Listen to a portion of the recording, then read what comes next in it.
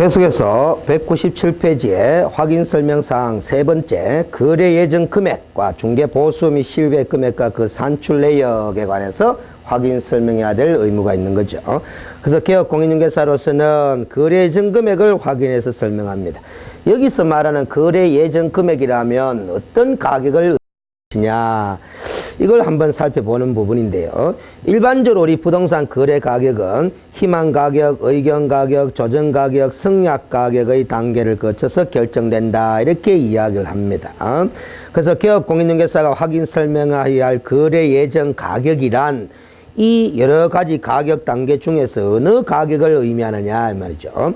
즉 중개대상물의 거래 가격을 합리적으로 추산하여 평가한 금액을 말한다. 그러면 결국 어떤 가격을 말하는 거냐? 의견 가격을 말하는 거다 말이죠. 자, 그래서 예를 들어서 일반적으로 우리가 부동산 거래 가격이 형성되는 과정을 일반적으로 이야기하자면은 매도인은 이전 희망 가격을 제시할 것이다 이 말이지. 희망 가격을. 그럼 매수인은 취득 희망 가격을 개업 공인중개사에게 제시를 할 것이다 이 말이죠. 이 전부 다 중개 의뢰하면서 중개 의뢰 가격으로 제시가 되는 거죠. 그러면 중개를 받은 개업 공인중개사는 이 두 의뢰인의 희망 가격을 근거로 해서 자신이 판단하는 적정한 부동산의 거래 가격을 의견으로 제시하는 거죠. 그게 바로 의견 가격이다. 이 의견 가격을 제시할 수 있는 능력을 기르기 위해서 우리 개업 공인중개사는 1차 과목인 부동산 학개론 시험에서 감정평가에 관한 내용을 공부한다 이렇게 보시면 됩니다. 그래서 우리가 보통 개업 공인중개사의 감정평가 방식은 비교 방식에서 평가를 하는 거죠. 그리고 1차적 수준이 아니라 2차적 수준의 감정평가에 해당한다 이렇게 이야기를 합니다. 그래서 자신의 의견 가격을 제시하는 이게 바로 지금 확인 설명할 거래 예정 가격이다 이렇게 보실 수 있는 겁니다. 알겠어요? 거래 예정 가격. 그런데 우리가 저 앞에 시간에서 중개계약 단계에서 거래 예정 가격을 또 중개계약서에 기재하는 부분이 있었습니다. 그 중개계약 단계에서 기재하는 거래 예정 가격, 표현은 거래 예정 가격이라고 하지만 결국 의뢰인의 희망 가격을 의미하는 것으로 그렇게 이해를 하셔야 된다라는 거죠. 그래서 우리가 법조문상으로 표현은 똑같이 거래 예정 가격이라고 하지만은 그 거래 예정 가격이 가리키는 가격의 의미는 다를 수 있다라는 겁니다. 그래서 중개계약 단계에서 중개계약서에 기재하는 거래 예정 가격은 의뢰인으로부터 제시받은 의뢰인의 희망 가격을 가리키는 것이고 확인 설명할 사항 중에 거래 예정 가격은 개업 공인중개사의 의견 가격을 의미하는 거다라는 거죠. 이 의견 가격하고 의뢰인의 희망 가격을 종합해서 서로 합의 조정대가 나오는 가격을 조정 가격이다 그렇게 이야기를 합니다. 이 조정 가격을 가지고 일반적으로 중개를 하게 되는 거죠. 그런데 그래서 통상적인 거래에 있어서는 이 조정 가격이 그대로 거래 계약서의 거래 금액으로 거래 가격으로 기재가 되는 겁니다. 그렇지만은 경제 사정의 급변 등 특별한 사정이 발생하는 경우에는 이 조정 가격을 그대로 거래 금액으로 기재할 수가 없죠. 최종적으로 거래 당사자가 합의한 승낙 가격이라는 게 있습니다. 이 승낙 가격이 결국 거래 가격이 되는 거죠. 그래서 통상적인 경우에는 이 조정 가격과 승낙 가격이 일치되는 현상이지만은 반드시 일치되는 것은 아니다라는 겁니다. 알겠어요? 통상적인 경우에 일치된다 이렇게 볼 수는 있죠. 우리가 사정 변경의 원칙이라는 게 있지 않습니까? 그래서 IMF 사유처럼 조정 가격이 형성된 이후에 IMF가 터짐에 따라서 부동산 가격이 폭락을 하게 된다. 그럼에도 불구하고 조정 가격을 그대로 매매 금액으로 거래 가격으로 기재를 한다는 것은 상당히 불공정한 거래 가격이 되는 거죠. 그래서 사정 변경할 만한 사정이 특별한 사정이 발생했을 때는 그걸 감안해서 다시 조정 가격을 수정할 수밖에 없다 이 말이지. 알겠어요? 자, 그렇게 이해하시면 돼요. 그래서 우리가 이 확인 설명할 거래 예정 가격이라면 바로 이 의견 가격을 가리키는 것으로 볼 수 있다. 그리고 이 개업 공인중개사는 확인 설명할 때 중개 보수 및 실외 금액과 그 산출 내역에 대해서도 설명을 하도록 그렇게 법제화되어 있습니다. 그런데 무슨 금액을 기준으로 산출할 수밖에 없느냐? 결국 이 의견 가격, 거래 예정 가격을 기준으로 산출할 수밖에 없습니다. 그러나 실제 우리가 중개 보수를 훗날 받을 때는 이 거래 계약서에 기재되는 최종 가격인 이 성약 가격을 기준으로 중개 보수를 산출하게 되어 있죠. 그래서 이 의견 가격과 성약 가격이 동일할 수도 있지만 다를 수도 있다 말이죠. 그래서 이 의견 가격인 거래전 가격을 기준으로 중개 보수를 산출해가 설명을 하되 훗날 거래가 최종적으로 이루어지게 되면은 그 최종 가격인 성약 가격에서 중개 보수는 달라질 수도 있음을 설명하시면 된다라는 소리입니다. 그 다음에 네 번째 확인 설명할 사항이 토지 이용 계획과 공법상 이용 규제, 거래 규제에 관한 사항입니다. 그래서 우리가 서울고등법원의 판례도 그렇고 국토교통부 유권해석 입장도 그렇고 이 공법상 이용 규제, 거래 규제에 관한 사항을 어느 정도까지 확인해서 설명해야 되느냐, 이게 상당히 문제가 됩니다. 우리가 일반적으로 공법상 이용 제한 거래 규제에 관한 사항은 우리가 부동산 공법 시간에 학습을 했다시피 용도 지역제, 용도 지구제, 용도 구역제에 따른 행위 제한 사항을 설명하라라는 소리거든요.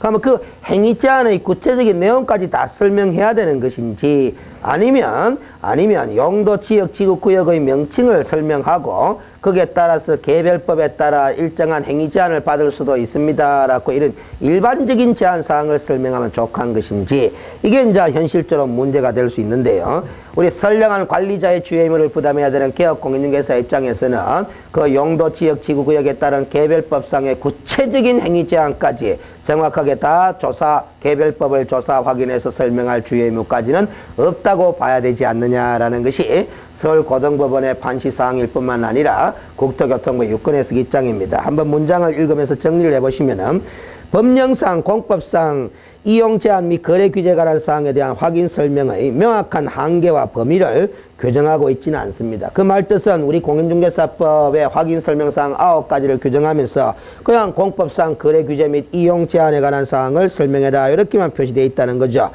법제 29조라는 규정에 개업 공인중개사는 전문지에서 품위를 유지하고 신의와 성실로서 공정하게 중개행위를 하여야 하므로 중개 대상물에 대한 설명은 중개원이 당해 중개 대상물의 권리 취득에 영향을 미칠 수 있는 사항, 즉 일반적인 이용 제한까지는 설명을 하여야 할 것으로 판단된다. 그래서 권리를 취득하고자 하는 사람이 그 권리의 취득에 영향을 받을 수 있을 만한 사항 정도까지는 조사 확인해서 설명을 해야 된다라는 겁니다. 그래서 예를 들면 학교 환경 위생 정화 구역 내의 상가 건물의 임대차를 중개하는 경우에서는 이 상가 건물을 임차하게 되면은 학교 환경 위생 정화 구역 내에 속하는 상가 건물이므로 학교 보건법 규정에 따라서 일정한 영업을 허가받아서 할 수는 없습니다. 영업에 제한을 받는다라는 이런 정도의 설명은 하여야 한다라는 겁니다. 그래서 구체적으로 어떤 영업은 할 수 있고 어떤 영업은 할 수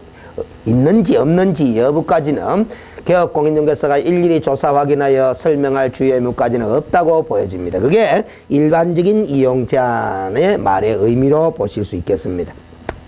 자, 그리고 개업공인중개사 이렇게 공법상 이용 제한 및 거래 규제에 관한 사항을 확인해서 설명하도록 되어 있기 때문에 그 사항을 확인하기 위해서는 어떤 방법으로 확인하느냐 하면은 기본적으로 토지 이용 계획의 내용에 따라서 공법상 이용 제한, 거래 제한 사항이 정해지기 때문에 토지 이용 계획 확인서를 발급받아서 토지 이용 계획의 내용을 먼저 확인한 다음에 그 계획에 따른 구체적인 이용 제한과 거래 규제에 관한 사항에 대해서는 개별법을 확인해야 됩니다. 개별법을. 그래서 이 말이 무슨 소리냐 하면은 아시죠? 토지 이용 계획 확인서를 발급받아 보면은 결국 계획의 내용만 나오는 거죠. 그 계획의 내용이라는 것은 용도 지역이 어떻게 정해져 있는지, 지구 구역이 어떻게 정해져 있는지, 그게 계획의 내용입니다. 그래서 군사시설 보호구역에 해당되는지 안 되는지 여부만 확인되는 것이지, 군사시설 보호구역이기 때문에 이런 행위를 할 수 있고 저런 행위를 할 수 없고 이런 구체적인 행위 제한의 내용은 안 나온다라는 거죠. 토지 이용 계획 확인서에는. 그래서 그 구체적인 행위 제한에 관해서는 군사기지 및 군사시설보호법이라는 개별법의 내용을, 조문 내용을 일일이 조사 확인해서 설명을 해야 된다라는 겁니다. 그래서 우리가 실무상으로는 토지 이용계획 확인서 발급 신청을 하게 되면은, 민원 신청을 하게 되면은 일반적으로는 용도 지역 지구구역의 해당 여부밖에 확인이 안 됩니다. 그러면 개별법에 따른 구체적인 행위 제한 내용까지 알고 싶으면은 토지 이용계획 확인서 신청서를 제출할 때 행위 제한 내용도 발급해 주세요라고 체크 표시를 하게 되면은 발급해 주는 측에서 개별법상 행위 제한 내용을, 법조문에 기준 내용을 그대로 옮겨 적어서 발급을 해주게 돼 있습니다. 그래서 밑에 그 관로안에 이런 말을 써야죠. 다만 토지 이용계획 확인 신청 시 행위 제한의 내용까지 신청하게 되면은 법령과 자치법규안 행위 제한 내용까지 기재를 해서 발급을 해주기 때문에 민원인으로서 확인할 수 있지만은 그 행위 제한 내용까지 신청을 하지 않으면 지역 지구구역의 해당 여부만 기재를 해서 발급을 하기 때문에 구체적인 행위 제한 내용은 민원인이 개별법을 직접 조사 확인할 수밖에 없습니다. 그래서 이와 관련해서 우리 198페이지에 토지 이용계획 확인서의 서식을 한번 학습할 필요가 있어서 소개를 해두고 있는 겁니다. 우리가 부동산 공시법 시간에는 지적 공부에 관해서는 서식을 봐가면서 일일이 다 공부를 하지만은 이 토지 이용계획 확인서라는 공부는 공법 시간에도 공부를 하지 않고 부동산 공시법 시간에도 공부를 하지 않기 때문에 이 실무 시간을 통해서 토지 이용계획 확인서를 통해서 어떤 사항들을 어떤 방법으로 확인해야 되는지 실무적으로 좀 이해를 할 필요가 있다라는 거죠. 그래서 과거 제 기억에 맞다면은 11회 공인중개사 자격 시험에서도 토지 이용계획 확인서를 통해서 확인할 수 없는 사항은 이렇게 시험 출제가 한번 된 바가 있습니다. 그래서 토지 소유자를 확인할 수 있느냐 없느냐 이게 답이 됐죠. 근데 토지 소유자는 안 나옵니다. 지금 198페이지에 보면 토지 이용계획 확인서 양식을 보면 신청인의 성명이 기재될 뿐이지 토지 소유자의 성명이 기재되는 것은 아닙니다. 그리고 이 토지 소재지, 지번, 지목, 면적도 다 확인이 가능합니다. 그런데 주의할 거는 이렇게 소재지나 지번, 지목, 면적을 조사 확인하고자 한다면은 이 토지 이용계획 확인서를 발급받아서 확인하는 것이 아니라 대장을 발급받아서 확인하는 것이죠. 다만 이 토지 이용계획 확인서에도 기재가 된다라는 것뿐입니다. 그래서 우리가 각종 공부를 통해서 조사 확인할 수 있는 것들을 확인할 때는 A 공부에 기대고 B 공부에 함께 기재되는 것은 어느 공부를 기준으로 조사 확인할 것인가 그것도 점검을 해 두셔야 됩니다. 그래서 우리가 공시법 시간에 사실관계에 관한 사항은 대장을 기준으로 권리관계에 관한 사항은 등기사항 증명서를 기준으로 조사 확인해야 한다. 이 큰 틀을 학습한 바가 있습니다. 그래서 지금 이 토지 이용계획 확인서를 보면 지역 지구 등의 지정 여부 확인 도면 뭐 이런 것들을 확인하게 돼 있는데 오른쪽 페이지 뒤쪽을 보시면은 토지 이용계획 확인서의 뒷면입니다. 이 유의사항 부분들이 결국 한번 검토를 해둘 필요가 있습니다. 그래서 199페이지의 유의사항을 읽어보시면 1. 확인서는 지역 지구 등의 지정 내용과 그 지역 지구 등에서 행위 제한 내용 그리고 시행령 구조사항에서 정하는 사항을 확인해 드린 것으로서 지역 지구 구역 등의 명칭을 쓰는 모든 것을 확인해 드리는 장부는 아니다라는 거죠. 그래서 결국에는 이 관점을 아셔야 된다는 거죠. 토지 이용계획 확인서를 통해서 확인할 수 있는 지역 지구 구역이 있고 확인할 수 없는 지역 지구 구역들이 있다라는 겁니다. 그래서 바로 밑에 2번을 보시면은 지형도면을 작성 고시하지 않는 경우로서 철도안전법에 따른 철도보호지구, 철도보호지구도 지구죠. 그 다음에 학교환경위생정화구역, 이것도 구역이죠. 이런 지구나 구역 등과 같이 별도의 지정 절차 없이 법령이나 자치법규에 따라 지역지구 등의 범위가 직접 지정되는 경우에는 그 지역지구 등의 지정 여부를 확인하지 못할 수도 있다라는 것이 토지이용계획 확인서입니다. 그 말은 결국 이 토지이용계획 확인서를 발급받더라도 철도보호지구에 해당되는지 여부, 학교환경위생정화구역에 해당되는지 여부를 확인하지 못할 수도 있는 거다라는 겁니다. 그래서요. 그런데 실무로 가면은 철도보호지구라 맞다면은 또 학교환경위생정화구역이 맞다라고 한다면은 우리 철도안전법에 따라서 그리고 학교 보건법에 따라서 행위 제한이 가해지는 거죠. 그런데 토지 이용 계획 확인서를 통해서 확인할 수 없다라는 겁니다. 그렇다면 실무에서 개업 공인중개사로서는 철도 주변에 토지를 중개하는 경우라든가 학교 주변에 토지나 건물을 중개하는 경우에는 바로 철도안전법상의 철도보호지구에 해당 여부, 아니면 학교 보건법상의 학교환경위생정화구에 해당 여부를 관할청에 문의를 통해서 확인을 해볼 필요가 있다라는 소리입니다. 그러나 관할청에 문의를 하나 안 하나 우리가 구체적으로 개별법에 보면은 이 별도의 지정 절차 없이 일정 거리 이내의 지역은 철도보호지구로 한다. 일정 거리 이내의 지역은 학교환경위생정화구역으로 한다. 이렇게 법에서 바로 다이렉트로 지정되게 되어 있습니다. 이런 것들을 이제 확인할 수가 없는 거죠. 계획에 의해서 지정되는 것이 아니기 때문에.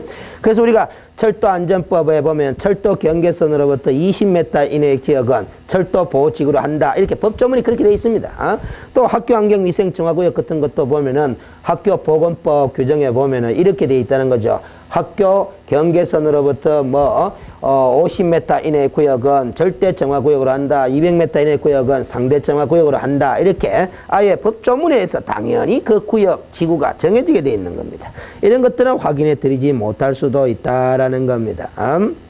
자, 그리고 4번에 보면은 이 토지이용 계획 확인서에 등록되어지는 확인 도면은 참고 도면으로서 법적 효력이 없다라는 겁니다. 그래서 청량이나 그 밖의 목적으로 사용할 수는 없다라는 점을 주의하라는 거죠. 그래서 우리가 청량이나 그 밖의 목적으로 사용하기 위한 도면은 지적 도면이죠. 지적도, 임야도를 통해서 청량의 목적으로 활용하는 거죠. 그런 거는 법적 효력이 있지만은 이 토지이용 계획 확인서에 함께 기재가 등록되어지가 발급되어지는 확인 도면은 참고 도면에 불과하다라는 겁니다. 그리고 5번에 보면 지역지구 등에서의 행위 제한 내용은 신청인의 편의를 도모하기 위하여 관계법령 및 자치법규에 기준된 행위 제한 내용을 그대로 법 규정에 기재되어 있는 행위 제한 내용을 그대로 제공해 드린 것이기 때문에 신청인이 신청한 경우에만 제공이 됩니다.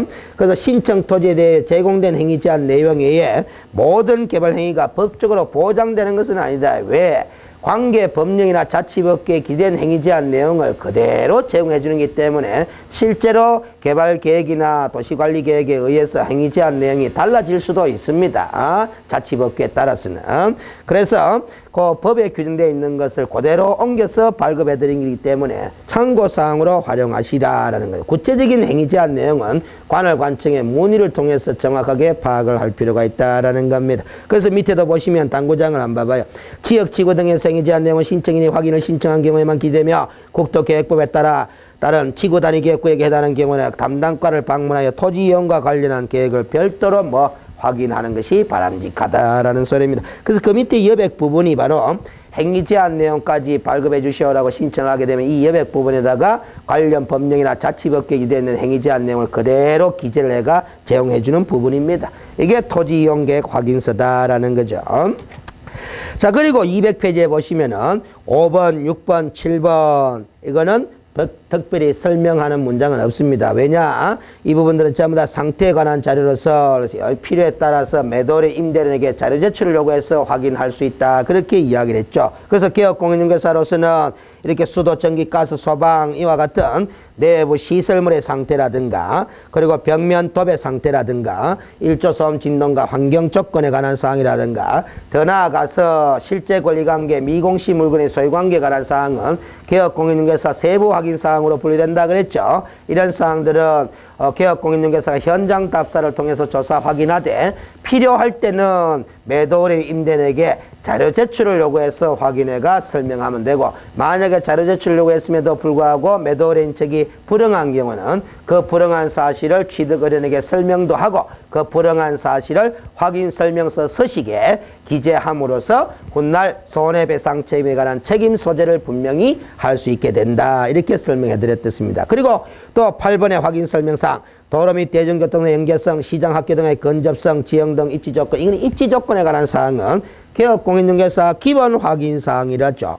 그래서 개업공인중개사 스스로가 직접 현장 답사를 통해서 조사 확인해서 설명하면 됩니다.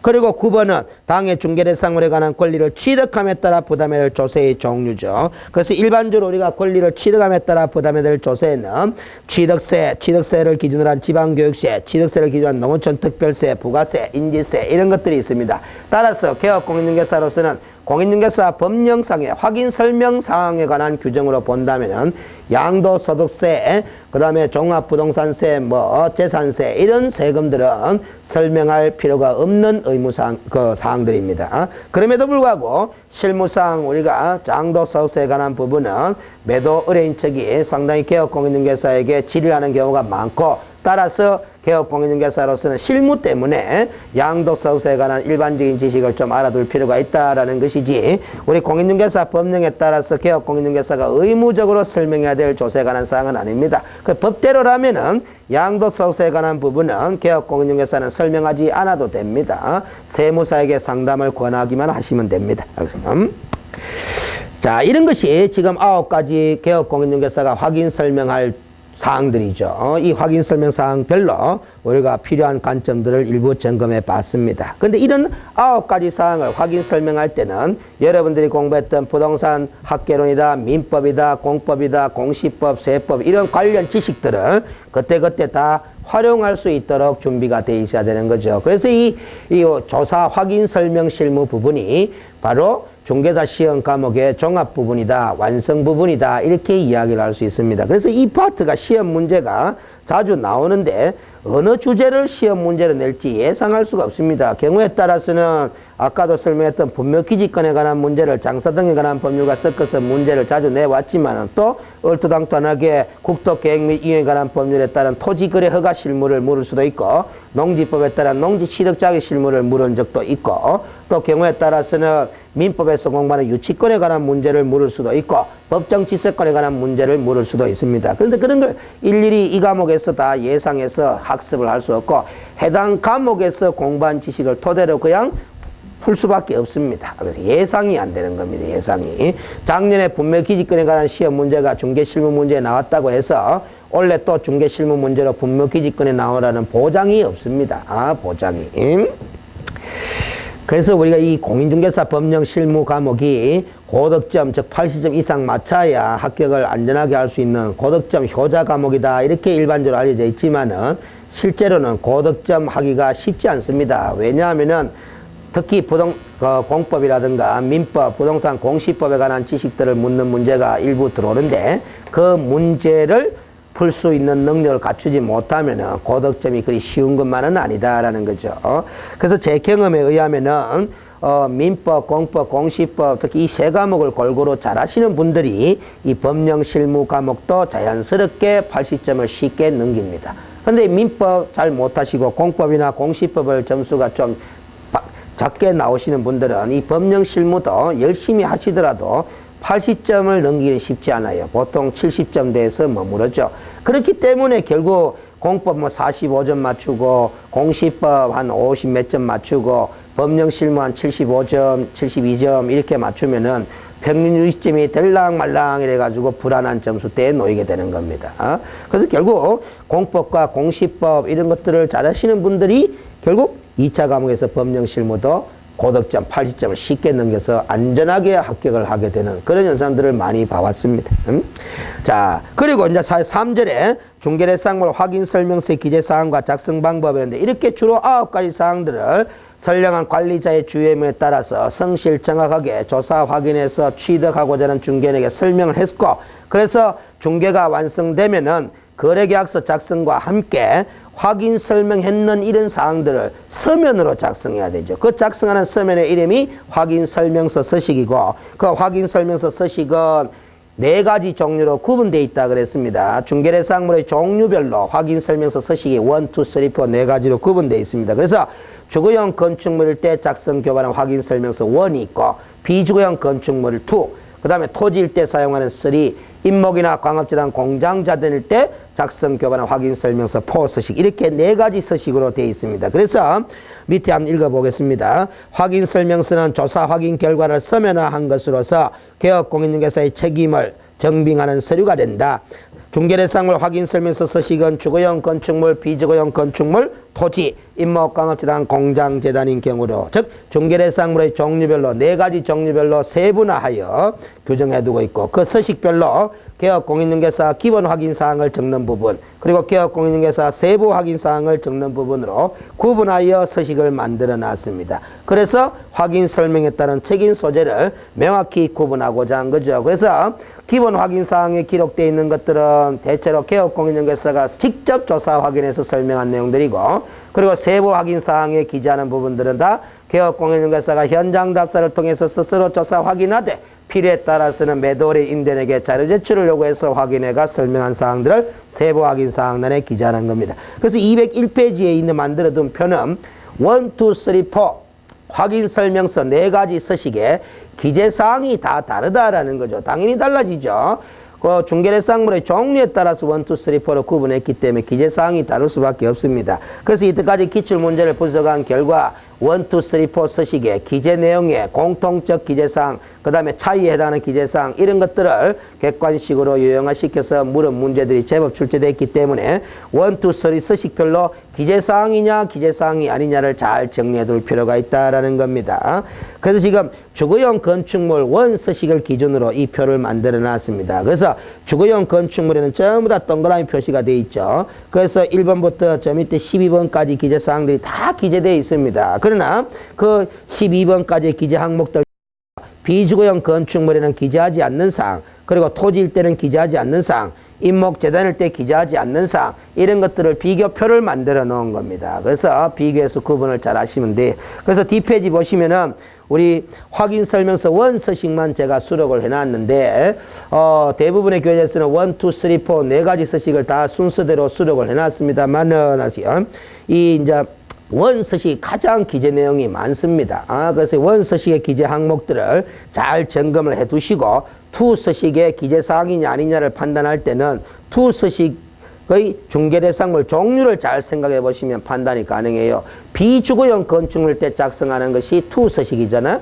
그러면 원 서식에는 도배 상태를 기재하겠죠. 왜? 주거용 건축물의 확인 설명서니까. 그러나 투 서식인 비주거용 건축물 서식일 때는 도배 상태는 설명할 필요가 없는 부죠. 비주거용 건축물이니까. 벽면 상태에 균열이 갔느냐 안 갔느냐는 주거용이든 비주거용 다 기재를 하겠지만은 도배 상태가 양호하냐 불량하냐의 부분은 주거용 건축물일 때는 설명도 해야 되고 기재도 하겠지만은 비주거용 건축물 확인 설명서 서식에는 설명할 필요도 없고 따라서 기재하지도 않는 겁니다. 이렇게 중개대상물의 종류별 특성을 감안해서 기재사항이냐 아니냐를 판단을 좀 하시면 돼요. 알겠습니까? 그리고 1, 2, 3, 4 서식이 궁금하신 분들은 법제처 홈페이지에 보면은 공인중개사 법령을 검색해서 시행규칙을 열어보시면은 이 확인설명서 1, 2, 3, 4 서식이 다 나옵니다. 그걸 출력해서 비교해 보시면 되겠습니다. 일단 이 원 서식의 기재사항을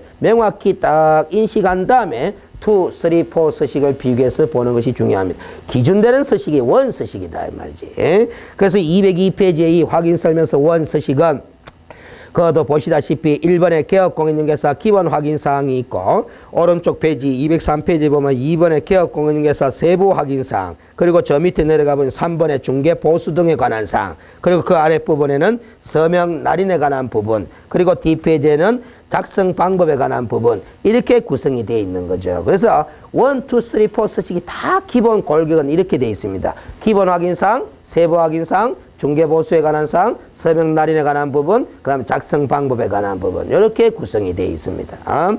그래서 이 서식도 시험 문제에 잘 나옵니다. 그래서 이 서식의 시험 문제는 항상 서식의 문제는 서식 안에 기재사항들을 잘 점검해 두시면 돼요. 서식의 기재사항들을. 그래서 예를 들어서 이런 식으로 점검을 하시면 됩니다.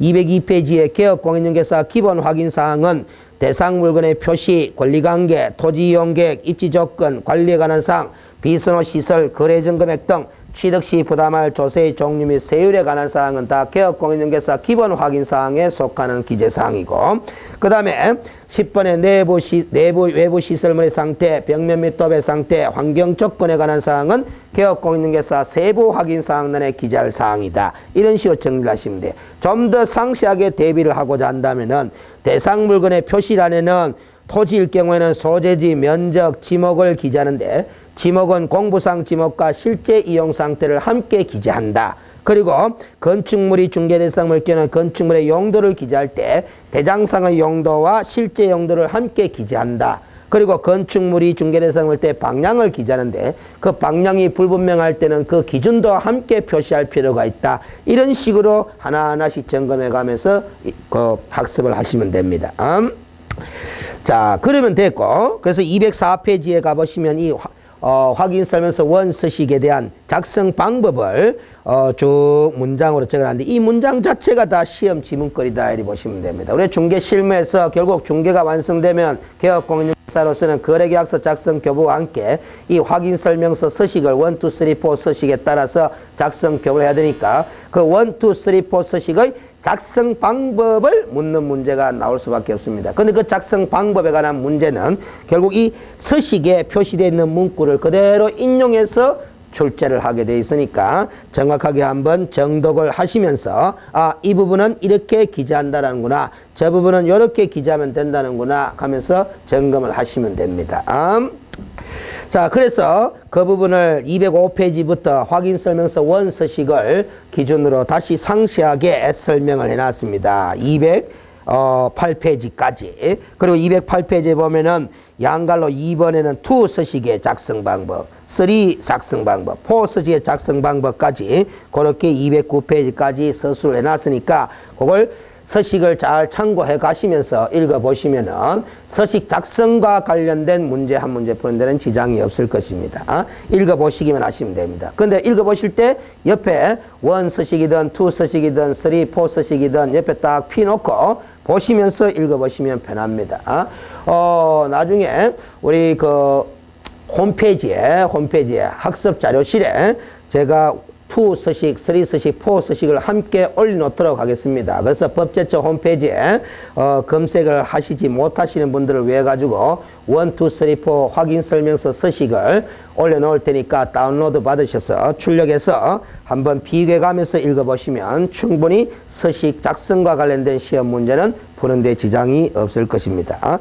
그래서 다음 시간에는 210페이지 4장의 중개 활동, 즉 중개 판매 기법에 관해서 간략하게 점검을 하고 거래 계약 체결과 거래 계약서의 작성에 관한 실무적 요령, 그리고 중개 실무 강론, 이런 부분으로 계속 진행해 나가도록 하겠습니다. 앞으로 한 4강 내지 5강 정도만 하시면은 이 기본서 강의는 마무리가 될 것으로 예상이 됩니다. 그래서 기본서 강의가 마무리되는 대로 우리 문제풀이 강의를 계속해서 올리도록 하겠습니다. 그래서 우리가 이 기본서가 한 적어도 3번 정도 반복 학습이 된 사람이 문제풀이를 하셔야 그 문제풀이의 학습 효과가 상당히 높아집니다. 그래서 대부분의 수험생들은 자꾸 이게 객관식 시험 대비를 하다 보니까 문제풀이에 자꾸 욕심이 갑니다. 그러나 기본서의 과정이 반복 숙지가 되지 않은 상태에서 문제집을 들여다보게 되면은